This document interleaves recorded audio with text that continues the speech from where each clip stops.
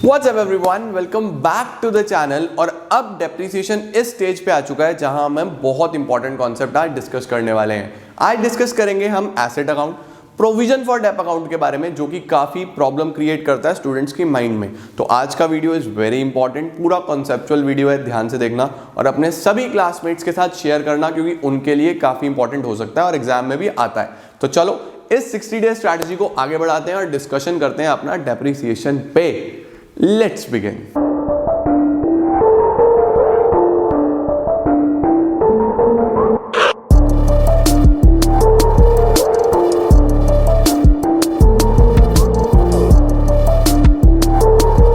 तो अब आप लोग मेरे साथ साथ हेडिंग डालो, the methods of charging depreciation. Charging depreciation काफ़ी important as well as conceptual topic है, जिसको समझने में भी टाइम लगता है और बेसिक्स बनाने में देर लगेगी। तो आज की video is completely on basics, बहुत ध्यान से समझना और जितने भी बेसिक्स आप लोगों को नीड है, रिक्वायर्ड है, वो सब हम लोग इस लेक्चर में कवर अप कर देंगे। तो मेथड्स में हमारे पास दो चीज़ें हो सकती हैं। दो चीज़ें कौन कौन सी हैं? सबसे पहला जो होता है वो होता है हमारे पास depreciation charged to machinery account. Depreciation जो कि कहाँ चार्ज करा जा रहा है? मशीनरी अकाउंट में। और जो दूसरा होता है वो कौन सा होता है? Depreciation charged to provision for depreciation account. आप लोग अभी तक ये काम करते आए हो कि जो भी डेप्रिसिएशन होता है वो मशीनरी अकाउंट में या एसेट अकाउंट में ही हमने चार्ज कर दिया। यहाँ पे मशीनरी किसको सिग्निफाई कर रहा है? एसेट को। अब अगर कंपनी ये चाहे, अगर कंपनी अपना पॉलिसी बदलना चाहे एंड कंपनी वांट कि जो हमारा एसेट है वो ओरिजिनल कॉस्ट पे ही चलता रहे, मतलब उसकी कॉस्ट चेंज ना हो, तो फिर वो डेप्रिसिएशन कहाँ चार्ज करती है? एक सेपरेट अकाउंट में, एक दूसरा अकाउंट बनाती है, जिस अकाउंट को क्या बोलते हैं? Provision for depreciation account. मतलब कि यहाँ पे क्या होता है, लाइक सपोज आप एक मशीनरी अकाउंट बना रहे हो या आप एक एसेट अकाउंट बना रहे हो, तो सपोज उसकी यहाँ पे वैल्यू थी 1 लाख, आपने 10,000 डेप लगाया तो वैल्यू बची 90। पहला साल हमारा ख़त्म हो गया, हमारी वैल्यू नेक्स्ट ईयर में 90 आ जाती है। आपने फिर 10,000 डेप लगाया, सपोज SLM था, स्ट्रेट लाइन मेथड था, वैल्यू आई 80, बैलेंस 80 आया। उसके बाद आप इस 80 को नीचे ले आते हो, तो हर साल आप देख रहे हो कि जो वैल्यू है एसेट की वो कम होती जा रही है। लिया था 1 लाख का, फिर 90 हो गई, फिर 80 हो गई। तो इस मेथड में जो वैल्यू ऑफ द एसेट है वो कम होता रहता है, डेप्रिसिएशन क्योंकि यही लगता रहता है। बट अगर कंपनी ये चाहता है कि इस एसेट की वैल्यू ये 1 लाख ही रहे, डेप्रिसिएशन इसकी वैल्यू को कम ही ना करे, तो हम डेप्रिसिएशन यहाँ ना लगा के एक सेपरेट अकाउंट में लगा देते हैं। उस अकाउंट को क्या बोलते हैं? प्रोविजन फॉर डेप्रिसिएशन अकाउंट या फिर एक्यूमुलेटेड डेप्रिसिएशन अकाउंट। एक्यूमुलेटेड का मतलब ही क्या होता है? इकट्ठा करते रहना। तो इस अकाउंट में बेसिकली हर साल का डेप्रिसिएशन इकट्ठा होता रहता है और जब मशीन सेल होगी तो एक ही बार डेप्रिसिएशन इस अकाउंट से ट्रांसफर कर दिया जाता है एसेट अकाउंट में। समझे क्या? क्वेश्चन से आपको ज़्यादा क्लैरिटी आएगी। यहाँ पे आपको ध्यान रखना है, मशीनरी या asset is shown at its reduced value. किस पे शो होता है? रिड्यूस्ड वैल्यू पे। लेकिन यहाँ पे अगर हम बात करें, मशीनरी या फिर asset is shown at its original cost. किस पे शो होता है? ओरिजिनल कॉस्ट पे शो होता है। तो ये हमारे पास एक बेसिक नीड है या बेसिक चीज़ थी जो आपको नोट डाउन करनी थी। अब हम लोग स्टार्ट करते हैं स्ट्रेट फॉरवर्ड कि ये तो आपने सीख ही लिया कि डेप्रिसिएशन अगर मशीनरी अकाउंट में या एसेट अकाउंट में चार्ज होता है तो कैसे शो करते हैं। हम लोग डिस्कस करते हैं कि अगर डेप्रिसिएशन चार्ज होता है एक सेपरेट अकाउंट में, तो उसमें चीज़ें कैसे होती हैं और कैसे एसेट अपनी ओरिजिनल कॉस्ट पे रहता है। उसके लिए मुझे एक छोटा सा एग्जाम्पल लेना पड़ेगा। एग्जाम्पल के साथ हम लोग स्टार्ट करते हैं। हेडिंग डालो, if the depreciation is charge to provision for dep account, तो हमारा कैसे काम होगा। देखो एक छोटा सा एग्जाम्पल लेते हैं। सपोज हमने कोई मशीनरी 1 अप्रैल 16 में खरीदी है 1 लाख रुपीज़ पे। 1 अप्रैल 16 में खरीदी, कितने में? 1 लाख रुपीज़ में। अब हुआ क्या, डेप्रिसिएशन हर साल 31 मार्च पे लगता है, तो 31 मार्च 17, फिर 31 मार्च 18, फिर हमने क्या करा है 31 दिसंबर 18 में ही इसको सेल कर दिया। 31 दिसंबर 18 में ही इसको सेल कर दिया 50,000 रुपीज़ में। कितने में सेल करा इसको? 50,000 रुपीज़ में सेल कर दिया। डेप्रिसिएशन आपको लगाना है 10% स्ट्रेट लाइन मेथड से। अब आपको 2 अकाउंट बना के चलने हैं, एक मशीनरी अकाउंट और एक प्रोविजन फॉर डेप अकाउंट। इसका मतलब क्वेश्चन में ये लिखा हुआ होगा कि आप 2 अकाउंट बना के दिखाओ। तो जब प्रोविजन फॉर डेप अकाउंट बनाना है तो keep this thing in your mind कि आपको डेप्रिसिएशन इस मशीनरी अकाउंट में नहीं लगाना। वो डेप्रिसिएशन कहाँ लगेगा? प्रोविजन फॉर डेप अकाउंट में लगेगा। तो 2 अकाउंट बना के चलते हैं हम लोग। एक मशीनरी अकाउंट बना लेते हैं,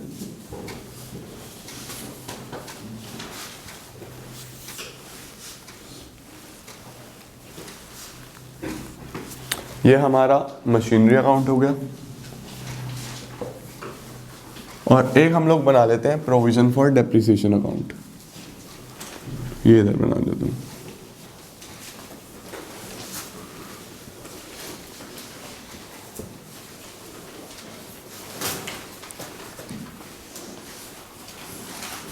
ये हो गया प्रोविजन फॉर डेप अकाउंट, ये मशीनरी अकाउंट हो गया, और ये प्रोविजन फॉर डेप अकाउंट हो गया। तो अब आपको करना क्या है, डेट, पर्टिकुलर्स, अमाउंट, इधर भी ऐसे आ जाएगा डेट, पर्टिकुलर्स, अमाउंट, फिर इधर डेट,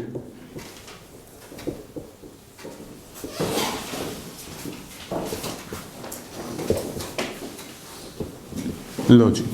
क्वेश्चन स्टार्ट होगा सिंपल परचेज के साथ, जैसे हम करते हैं 1 अप्रैल 16 में परचेज करा, तो यही दिखाऊंगा मशीनरी अकाउंट में 2016 अप्रैल 1 टू बैंक अकाउंट, जो हमने 1 लाख रुपीज़ का एसेट बाय करा है। आपने एसेट बाय करा, आपने 1 लाख रुपीज़ का एसेट अकाउंट में दिखा दिया।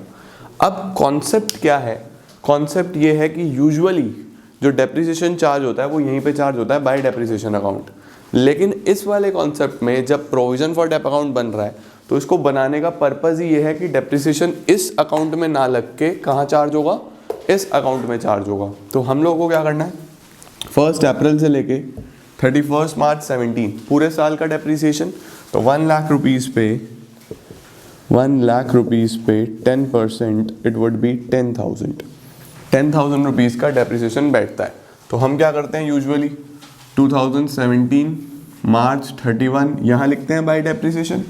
अब क्योंकि इसके लिए एक स्पेसिफिक अकाउंट बनाया गया है तो डेप यहाँ लगेगा, इधर लिखो 2017 मार्च 31 बाय डेप्रिसिएशन अकाउंट, ये 10,000 रुपीज़ का डेप आप यहाँ लगाओगे।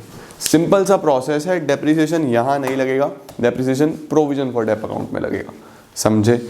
अब सिंपली बैलेंस निकाल लो, देखो जरा balance, by balance carried down 1 lakh minus 0, 1 lakh का बैलेंस आ गया, और फिर ये ब्रॉट डाउन हो जाएगा 2017 April 1 to balance brought down 1 lakh rupees, ये हमारा बैलेंस ब्रॉट डाउन हो गया।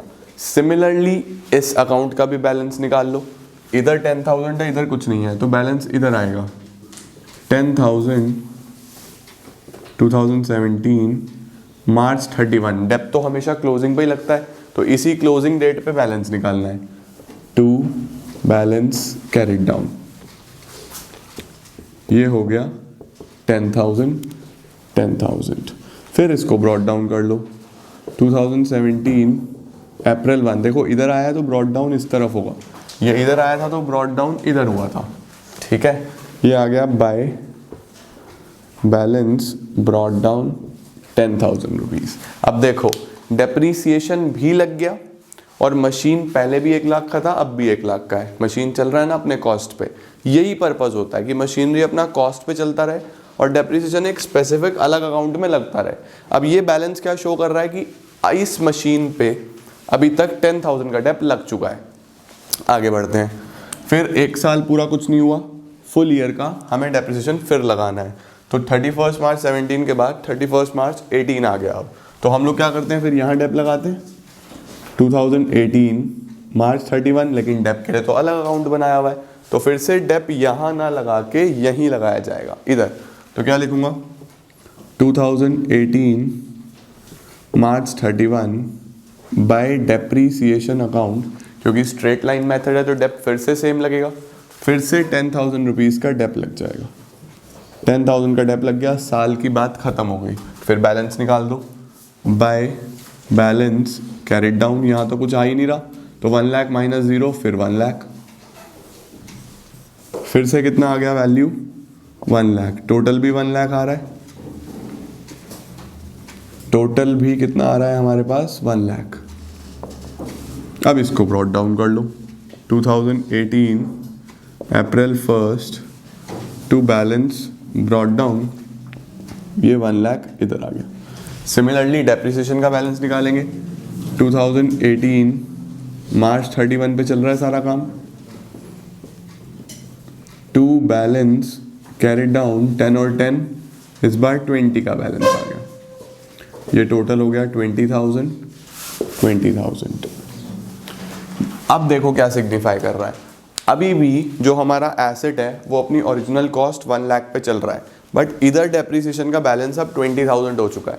इसका मतलब इस एसेट पे अभी तक कितना डेप लग चुका है 20,000 रुपीज़। अब इसको ब्रॉट डाउन कर लो, 2018 अप्रैल 1 by balance brought down 20,000 rupees, ये फिर से ब्रॉट डाउन हो गया। इधर एरो लगाने की आपको कोई नीड नहीं है, this is just for your mutual understanding कि कैसे आया है बैलेंस, किधर आया है। करेक्ट है जी। अब क्या हो रहा है, अब अगर आगे चलें तो इसी साल 31 दिसंबर पे, नए साल पे कंपनी ने सोचा अपने आप को अपडेट करते हैं, नई मशीन खरीदते हैं, पुराने वाली मशीन बेच दो। तो खरीदने की तो जानकारी दी नहीं है हमें, क्योंकि वो तो 1 जनवरी को खरीदी होगी ना, हमें तो ये बताया गया है कि 31 दिसंबर पे इसने बेच दी, या फिर हो सकता है इसको पार्टी करनी हो न्यू ईयर की, तो इसने कहा कि चलो भाई पैसे तो है नहीं, मशीन बेच के पार्टी कर लेते हैं, तो इसने अपनी मशीन ही बेच दी। चलो जी, बेचने का काम करते हैं अब जल्दी से हम लोग। अब क्या हो रहा है देखो, 31 मार्च से लेके 31 दिसंबर तक तो मशीन यूज़ हुई है, तो इतना तो डेप लगेगा। फिर से डेप कहाँ लगाओ, इधर ही लगेगा डेप। फिर से 2018 में ही दिसंबर 31 तक का डेप भी यहीं लगेगा, क्योंकि डेप आपको इधर ही लगाना है, दिसंबर 31 बाय डेप्रीसिएशन अकाउंट।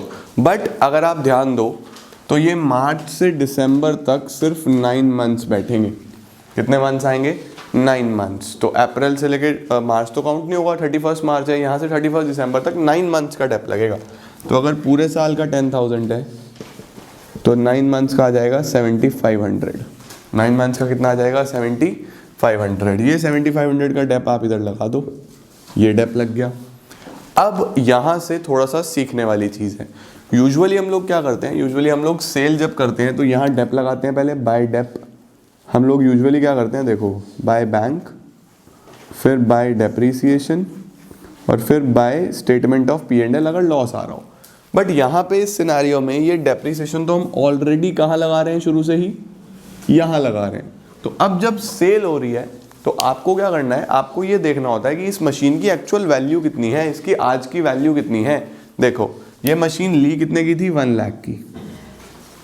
इस पे आज तक कितना डेप लगा वो तो माइनस करना पड़ेगा। आज तक कितना डेप लगा, पहली बार ये 10,000 लगा था, फिर ये 10,000 लगा अगले साल, इस साल लगा 7,500। तो क्या 10 और 10 20 और 7,500 27,500 का डेप लगा या नहीं लगा। देखो जरा, पहले साल आपने ये डेप लगाया था, दूसरे साल ये लगाया तो टोटल 20 हो गया। इस साल 7,500 लगाया तो टोटल कितना हो जाएगा 27,500। तो 27,500 का आप डेप लगा चुके हो। तो इसकी वैल्यू कितनी बचेगी, वैल्यू बचेगी 62,500। 62 नहीं, आई थिंक 72। वैल्यू बचेगी 72,500। तो हमारे पास 1 लाख माइनस 27,500, 72,500 की वैल्यू बची। और ये 72,500 वाली मशीन 50,000 में सेल कर दी। कितने में सेल करी? 50,000 रुपीज़ में। तो 22,500 का लॉस आ गया। अब इसको कैसे प्रेजेंट करा जाता है सीखो। सबसे पहले हम लोग देखेंगे बाय बैंक जितने की सेल हुई। कितने की सेल हुई? 50,000, ये गिवन है। फिर ये जो हम डेप अकाउंट बना रहे थे या प्रोविजन फॉर डेप अकाउंट बना रहे थे, provision for dep account not dep account, provision for dep account basically किस मशीन की रिस्पेक्ट में बनाया जा रहा था? इस मशीन की रिस्पेक्ट में। और ये मशीन तो बिक गई, तो ये अकाउंट भी बंद कर दिया जाएगा। ये अकाउंट भी क्या कर दिया जाता है? क्लोज। तो इस अकाउंट का अब कोई बैलेंस नहीं होगा। इस अकाउंट का अब कोई बैलेंस नहीं होगा। जितना भी डेप्रिसिएशन का बैलेंस है टोटल 27,500, भाई 20,000 10 साल पहले साल का, फिर 10 साल दूसरे साल का, तीसरे साल का 7,500, तो टोटल 27,500 आ गया। ये पूरा का पूरा डेप्रिसिएशन हम ट्रांसफ़र करते हैं मशीन अकाउंट में। जब भी सेल हो, ध्यान रखना, जब भी सेल हो तो पूरा का पूरा बैलेंस कहाँ जाएगा? मशीन अकाउंट में। इधर आ जाएगा। किस नाम से आएगा? By provision for dep account के नाम से। करना क्या है? जब सेल हो गई है तो इस अकाउंट का रेलेवेंस ही नहीं है, इसमें डेप लगा के क्या करना है? अब जब मशीन ही नहीं बची तो यहाँ से पूरा डेप इधर ले आओ। पूरा डेप इधर आ गया 27,500। अब बेसिकली आप 1 लाख में से ये दोनों माइनस करके यहाँ पे लॉस लिख सकते हो by statement of P&L। Statement of P&L कितना लॉस आ जाएगा? 22,500 का ये लॉस आ जाएगा और हमारा अकाउंट हो गया क्लोज। देखो काम वही है। अभी तक क्या हो रहा था? हर साल डेप लगता होता था। अगर एक नॉर्मल क्वेश्चन होता तो नॉर्मल क्वेश्चन में क्या होता? 1 लाख माइनस 10 90, 90 माइनस 10 80, फिर 80 यहाँ पे आ जाता। 80 में 7,500 का डेप लगता तो वैल्यू कितनी बचती? वही बचती 72,500। और इसमें से इसको मैं सेलिंग प्राइस से कंपेयर करके लॉस निकाल लेता। वही काम हमने यहाँ करा है। बस हुआ क्या है कि डेप्रिसिएशन इधर ना लग के इधर इकट्ठा हो रहा था हर साल प्रोविजन फॉर डेप या फिर एक्यूमुलेटेड डेप्रिसिएशन अकाउंट में। मेन बात ये ध्यान रखनी है कि जब भी सेल होगा तो सेल के टाइम पे आपको वो वैल्यू यहाँ से ट्रांसफ़र करनी है इधर, यहाँ पे दिखाना है मशीनरी अकाउंट के नाम से और इधर दिखाना है प्रोविजन फॉर डेप अकाउंट के नाम से। और डेप्रीसिएशन यहाँ ना लगा के हर साल इधर लगना है।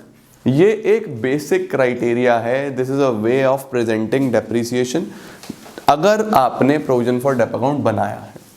अगर सर ये रिटन डाउन वैल्यू मेथड होता, अगर ये WDV होता तो क्या होता? तो क्या अकाउंटिंग ट्रीटमेंट में कुछ चेंज आता? नो, कोई चेंज ना आता। बस डेप्रीसिएशन की अमाउंट चेंज हो जाती कि यहाँ पे पहले साल तो 10 ही लगता, फिर क्या होता कि 1 लाख माइनस 10 ये लग चुका है, आपको वर्किंग नोट बना के चलना पड़ता। 90,000 फिर इस पे लगता, 90,000 पे 10% कितना लगता? 9,000।